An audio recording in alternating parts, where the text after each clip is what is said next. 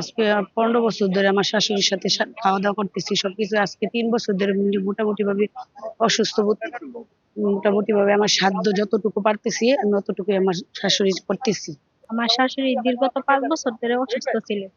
তার সেবা যত্ন আমি একাই করছি। শাশুড়ি আমি নিজে একাই সামলাইছি, একাই দেখছি। উনি খুশি স্যার, উনি আমাদের সাথে আসা যাওয়া করছে, দেখাশোনা করছে, আমি খোঁজ খবর নিছি।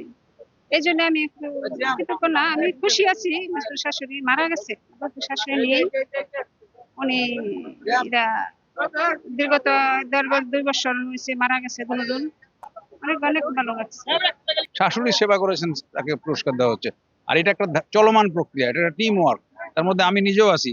আমি মনে করি যে এক্সট্রিম মশার কয়েল প্ল্যান্ট ফাইবার দিয়ে তৈরি, ডেঙ্গু চিকুনগুনিয়া বাহি সহ যে কোনো মশার বিরুদ্ধে দেয় এক্সট্রিম সুরক্ষা। পরবর্তী প্রজন্ম তারা যেন কেউ শিখে, যেমন আমি যদি আমার বাবার জন্য করতে পারি, আমার ছেলে মেয়ে আমাদের জন্য করবে, এবং আমার ছেলে মেয়ে তার ছেলে মেয়ে, কারণ আমারও নাতিপুতি হয়ে গেছে, তাদের বাচ্চারা তাদের জন্য করবে। এটা একটা চলমান প্রক্রিয়া বলে আমি মনে করি।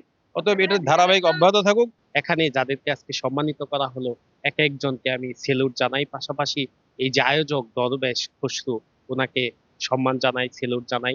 প্রত্যেকটা উপজেলায় এই ধরনের একজন উদ্যোগ নেই, তাহলে কোথাও মা বাবারা নির্যাতন হবে না সন্তান দ্বারা। পাশাপাশি শ্বশুর শাশুড়িকে গৃহবধূরা অর্থাৎ পুত্রবধূরা তারাও সম্মান করবে। আজকে যে দেখলাম একজন বউ 2জন শাশুড়ির সেবা দিচ্ছেন, একজন তো আপন আর একজন সৎ শাশুড়ি।